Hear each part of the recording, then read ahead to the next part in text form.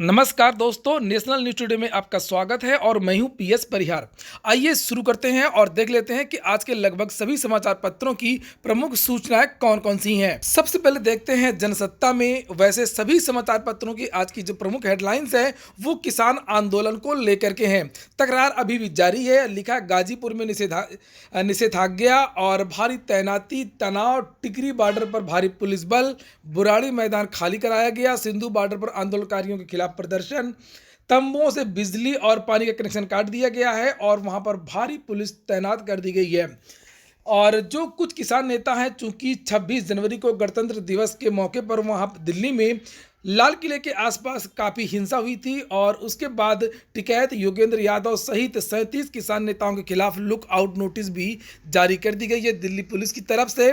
और वहीं पर इस लुक आउट नोटिस की वापसी के लिए भी मांग की है कांग्रेस ने। लिखा है लुक आउट नोटिस वापस ले अमरिंदर। पंजाब के मुख्यमंत्री कैप्टन अमरिंदर सिंह ने मांग की है कि किसानों के नाम पर जारी किए गए सभी लुक आउट नोटिस वापस किए जाएं। वहीं पर किसानों ने साफ साफ मना कर दिया है कि हम अदालत चले जाएंगे लेकिन आंदोलन स्थल से नहीं हटेंगे।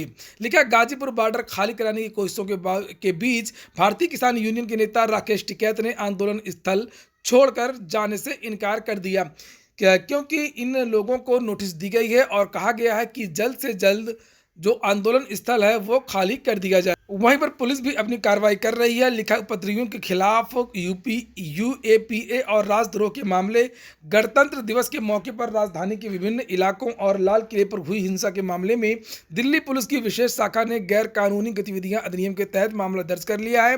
दिल्ली पुलिस के अतिरिक्त प्रवक्ता अनिल मित्तल ने गुरुवार को बताया कि दिल्ली पुलिस की विशेष शाखा व अपराध शाखा के अलावा स्थानीय पुलिस मामले की जांच कर रही है। एक वरिष्ठ पुलिस अधिकारी के अनुसार उत्तरी जिले के कोतवाली थाने में राजद्रोह के तहत मामले दर्ज किए गए हैं। एक अधिकारी ने बताया कि उपद्रवियों के खिलाफ विभिन्न धाराएं लगाने के साथ ही राष्ट्रीय ध्वज के अपमान का मामला भी दर्ज किया गया है। पुलिस अधिकारियों की तरफ से यह भी कहा गया कि जैसे जैसे मामला सामने आएगा वैसे वैसे जो धाराएं हैं वो बढ़ाई जाएंगी और जो कानूनी प्रक्रिया है वो आगे बढ़ाई जाएगी। अगली सूचना है कोरोना को लेकर के। लिखा है 7 दिनों से 146 जिलों में एक भी मामला नहीं। केंद्रीय स्वास्थ्य मंत्री हर्षवर्धन ने गुरुवार को कहा कि भारत में कोरोना महामारी के प्रसार को बहुत हद तक रोक दिया गया है। देश के 146 जिलों में 7 दिनों में इसका एक भी नया मामला सामने नहीं आया है। उन्होंने कहा कि इसके अलावा 18 जिलों में 14 दिनों से, 6 जिलों में 21 दिनों से और 21 जिलों में 28 दिनों से कोरोना विषाणु संक्रमण का एक भी नया मामला नहीं आया है। कोरोना को लेकर के कुछ और भी सूचनाएं हैं, जैसे श्रीलंका और बहरीन को टीके की खेप भेज दी गई है। भारत बहुत सारे देशों को कोरोना जो टीका है, बजट सत्र शुरू होने वाला है और बजट सत्र के पहले राष्ट्रपति का अभिभाषण होता है। तो राष्ट्रपति के भाषण का जो है बहिष्कार करेगी आप, उसका भी बयान यहाँ पर छपा हुआ है। शुक्रवार से शुरू हो रहे संसद के बजट सत्र के पहले दिन आम आदमी पार्टी कृषि कानूनों के विरोध में राष्ट्रपति रामनाथ कोविंद के अभिभाषण का बहिष्कार करेगी। सत्र के पहले दिन राष्ट्रपति सुबह 11 बजे लोकसभा व राज्यसभा को संबोधित करेंगे। अगली सूचना है कि कान फिल्म महोत्सव जुलाई 2021 तक के लिए स्थगित कर दिया गया है। कोरोना महामारी इसकी एक बड़ी वजह थी। अर्थ जगत की बात करें तो लेकर राजकोषीय घाटा 6.2% रहने का अनुमान है।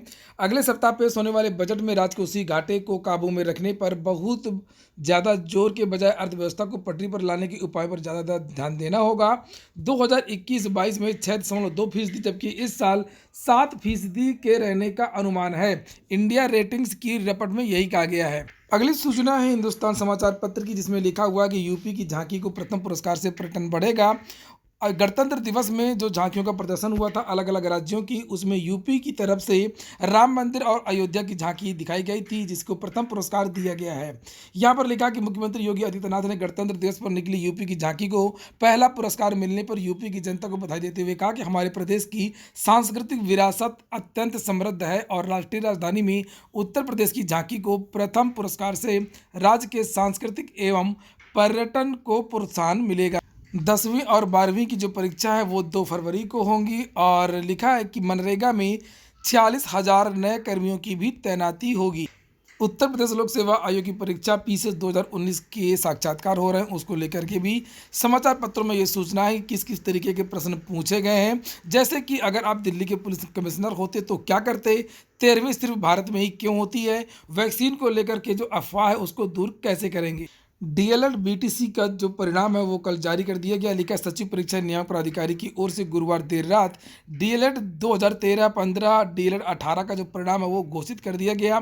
द्वितीय सेमेस्टर का जो परिणाम है वो 60% रहा। वहीं आज के समाचार पत्रों में लिखा हुआ है कि हाई स्कूल और इंटरमीडिएट की जो परीक्षा होगी उसमें बदलाव कर दिया जाएगा। पैटर्न पूरी तरीके से बदल जाएगा। 3 घंटे का पेपर 2 भागों में होगा। 30 अंक के ऑब्जेक्टिव क्वेश्चन पूछे जाएंगे। 70 अंक के जो डिस्क्रिप्टिव पेपर होंगे वो होंगे और भी बहुत सारे बदलाव होंगे। फिर अगली जो सूचना है वो है वाहन नंबर के आधार पर लगेगी हाई सिक्योरिटी प्लेट। जो पुरानी कार हैं वो भी अपनी हाई सिक्योरिटी प्लेट लगवा लें। उसके लिए जो तारीखें वो तय कर दी गई हैं कि जिनके वाहन का नंबर इकाई का 0 या 1 है तो 15 जुलाई उसकी लास्ट डेट है। जिसका 2 या 3 है तो 15 अक्टूबर लास्ट डेट है। 4 या 5 लास्ट में अंक है नंबर का, गाड़ी की नंबर का, तो 15 जनवरी लास्ट डेट है। 6 या 7 है तो 15 अप्रैल है। 8 या 9 है तो 15 जुलाई है। इन तारीखों के पहले आप लोगों को हाई सिक्योरिटी का जो नंबर है वो लगवा लेना चाहिए। भ्रष्टाचार सूचकांक में भारत फिर से फिसल गया है और भारत का स्थान अब 86वां हो गया है। यहाँ पर लिखा है कि पहले स्थान पर न्यूजीलैंड और डेनमार्क पहले स्थान पर है। यहाँ पर 88 के स्कोर के साथ में न्यूजीलैंड और डेनमार्क पहले स्थान पर हैं और सोमालिया और दक्षिणी सूडान 12 नंबर के साथ में 189वें स्थान पर हैं।